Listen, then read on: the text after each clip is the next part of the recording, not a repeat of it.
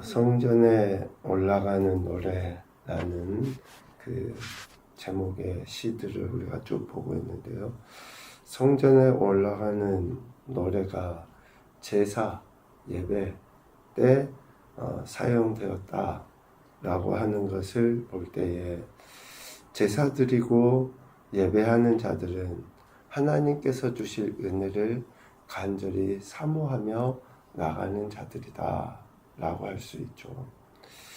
그러니까 하나님께서 베풀어 주실 은혜를 사모하는 마음에 이 노래로서 하나님 앞에 가까이 나아갔다.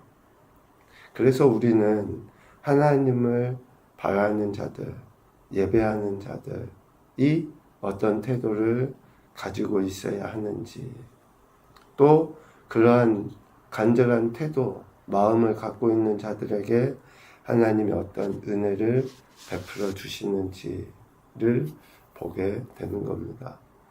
시편 130편 같은 경우에는 그 죄로 인해서 고통당하는 인생이 하나님의 용서해 주심을 바라며 성전에 올라가는 그런 모습을 표현을 하고 있습니다. 오늘 시편 130편 1절에 보면 내가 깊은 곳에서 주께 부르짖었습니다 라고 이야기해요. 여기에서 이 깊은 곳은 하나님과 가장 멀리 떨어져 있는 곳을 의미합니다. 하나님과 가장 멀리 떨어져 있는 그곳에서 주님께 부르짖습니다.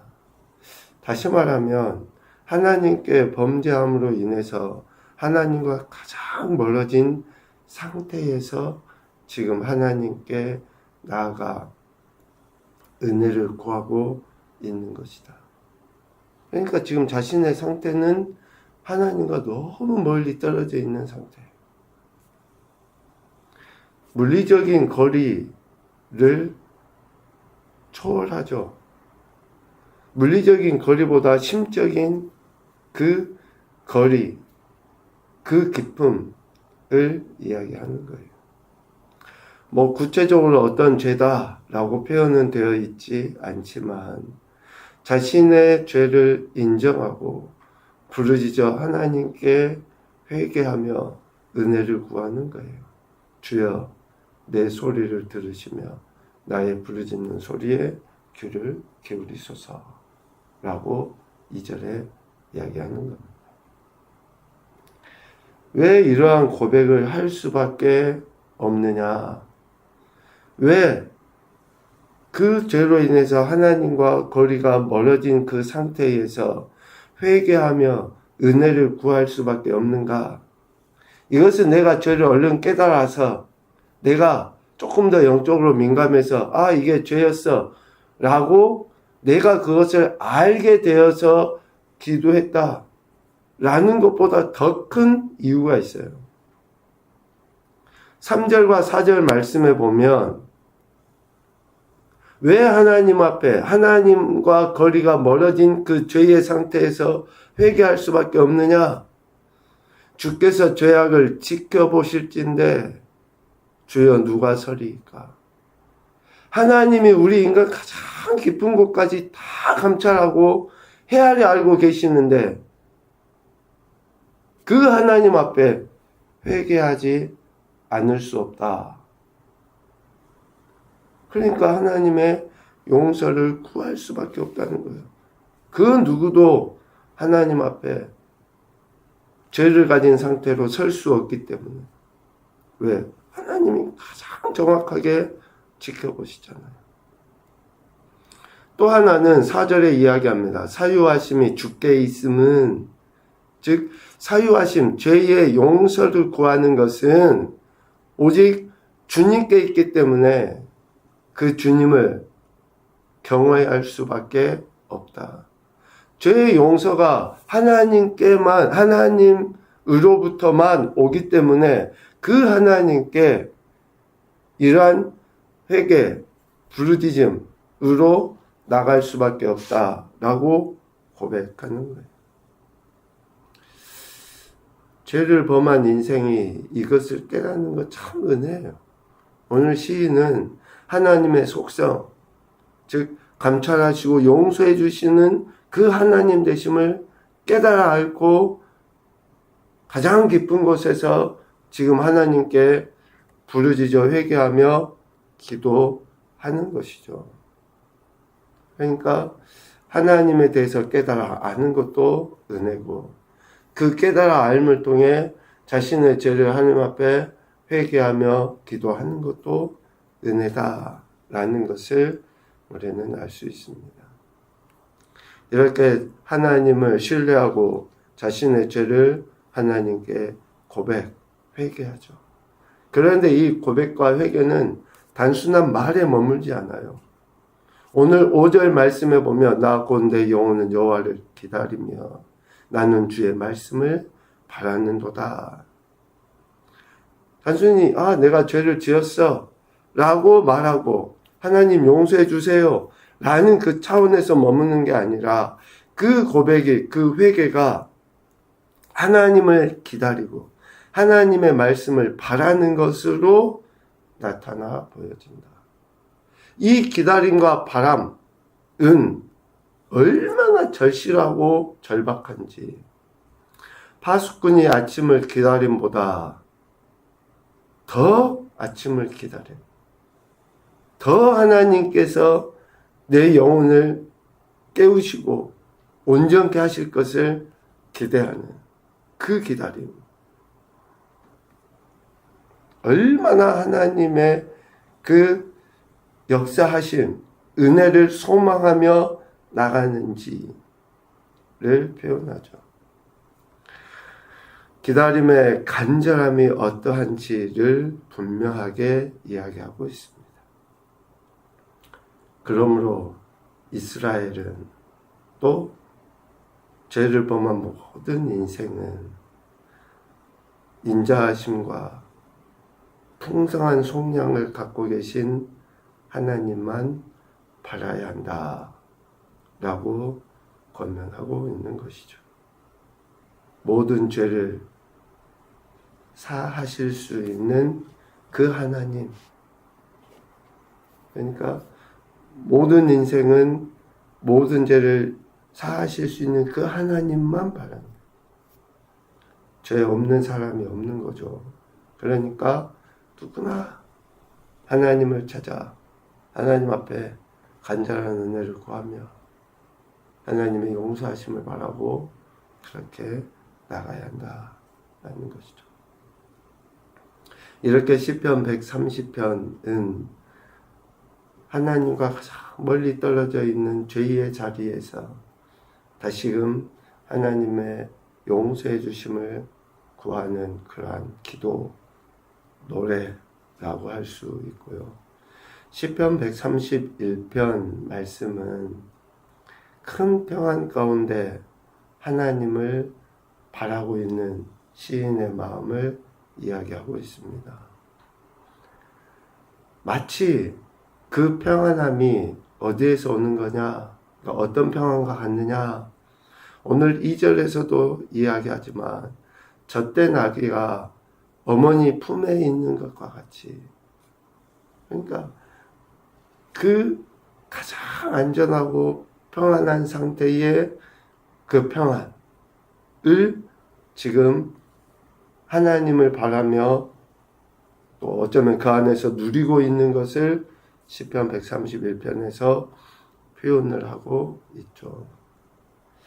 이러한 평안은 어떻게 임하게 됩니까? 그러니까 아이가 어머니 품에 안긴 것과 같다 라고 하는 이러한 형상적인 그 모습이 우리 삶에서 어떠할 때 그런 형상적인 모습으로 누릴 수 있느냐? 1절에서 이야기해요. 마음이 교만하지 아니하고 눈이 오만하지 아니하며 큰 일과 감당하지 못할 놀라운 일을 하려고 힘쓰지 않는 것. 이것이 2절에 이야기하는 아이가 그 어머니의 품에 있는 것과 같음이라는 거예요. 역으로 이야기하면 아이가 어머니의 품을 떠난 상태, 아직 떠나서는 안 됐는데 떠난 상태는 뭐예요? 마음이 교만한 것이고 눈이 오만한 것이고 또 큰 일과 감당하지 못할 그 일들을 자기가 막 하려고 애쓰는 것이 아이가 어머니 품을 떠나서는 안 되는데 떠난 것과 같은 그런 모습이라는 거예요. 우리 인생이 언제 하나님의 그 품을 떠나서 살 수 있습니까?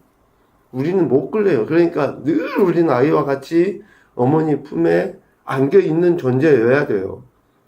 그러면 언제나 우리는 뭐 10년, 20년, 30년, 50년 신앙생활 한 것이 문제가 아니라 뭐 내가 목사고 내가 어떤 직분이고 뭐 어떤 분같이 내가 교회를 몇 개를 세우고 이런 것이 아니라 죽을 때까지 우리는 아이와 같이 하나님 품에 안기기 위해서 마음이 겸손해야 되고 오만하지 않아야 되고 이런 그런 행태들이 있어야 되는 거예요. 그럴 때 우리는 평안함을 주네요. 평안함을. 내가 뭘 했다. 뭐 내가 이만큼 한다. 전혀 그런 거하고는 관계가 없어요. 오히려 그걸 드러내면 드러낼수록 마음은 평안할 수가 없어요. 그래서 오늘 시인은 하나님을 의지하는가, 하나님 품에 있는가, 이것이 가장 중요하다고 이야기하는데, 이것은 세상의 그 어떤 풍랑이 거세게 인다 할지라도 주님의 보호하심을 받을 수밖에 없다. 아이가 그 어머니의 품을 의지하듯이 주님을 의지하는 태도 가운데서 하나님 주신 평안을 누리게 된다라고 이야기합니다. 그래서 30편, 130편은 이러한 죄악 가운데서 하나님께 부르짖는 그런 은혜를 구하는 거고, 또 늘 하나님의 은혜 안에서 참된 평안을 갈망하는 그러한 시인의 마음을 131편에서 이야기하고 있습니다. 결국 하나님께 나아가 예배하는 자가 가져야 할 마음은 회개하는 마음, 또 그 말씀을 간절히 바라는 마음, 그리고 그 안에서 평안과 안식을 누릴 수 있으리라는 그 믿음을 가지고 하나님께 나아가는 것이죠. 특히 우리가 하나님을 멀리하고 죄악에 빠져 있다 그러면 가장 먼저 잃어버리는 것이 뭡니까? 평안. 편안하지 않아. 기쁨이 사라져요. 감사가 사라집니다. 얼굴 표정부터가 달라져요. 하나님과 멀어져 있는 상태에서. 그러므로 이스라엘, 즉 하나님의 택함을 받은 인생들은 오늘 131편 3절에서도 권면합니다. 오직 하나님만 바라야 한다. 지금부터 영원까지 그 하나님만 바라야 한다. 의지해야 한다. 라고 권면하고 있습니다. 오늘 이런 말씀들을 통해서 첫 번째로 죄의 자리가 하나님과 가장 멀리 떨어져 있는 자리라는 것을 잊지 말자라는 교훈을 얻게 됩니다. 죄의 자리가. 예수님 당시에 바리새인과 서기관들 어떠했습니까? 성전에서 예배드리는 자들이었잖아요. 가르치는 자들이었어요. 그런데 저들은 예수님과 가장 멀리 떨어져 있는 사람들 아니었습니까? 좀 이 말씀을 우리 개개인이 좀 심각하게 고민하고 묵상했으면 좋겠습니다. 죄의 자리가 하나님과 가장 멀리 떨어져 있는 자리다. 이 자리에 서서 말씀을 나누지만 이 자리가 제게 가장 하나님과 멀리 떨어져 있는 자리일 수 있잖아요. 여러분이 그 자리에 앉아서 예배 드린다고 하지만 지금 앉아있는 그 자리가 하나님과 가장 멀리 떨어져 있는 자리일 수 있잖아요. 정말 우리 자신들 심각하게 되돌아보며 지금 내가 어떤 상태인지 봐야 할 것 같습니다. 두 번째, 즉각적인 회개로 하나님께 나아감이 가장 겸손한 모습이다. 죄 지을 수 있어요. 그러나 회개하고 하나님께 나가는 그런 담대함과 겸손함이 필요합니다. 세 번째, 하나님과 그분의 말씀을 지금부터 영원까지 바라고 바람이 믿음이다. 지금부터 영원까지 하나님의 말씀을 바라고 바라야죠. 그것이 진짜 믿음이에요. 이러한 은혜들을 우리에게 누리도록 하기 위하여 이미 먼저 사셨던 우리의 선배들, 신앙을 가진 또 이러한 시인들을 통해서 우리에게 가르쳐 주십니다. 이런 말씀들을 통해 위로받으시고 또 결단해서 하나님의 영광으로 나타나시고 참된 평안을 누리는 복된 인생들이 되시기를 주님의 이름으로 축복합니다. 아멘.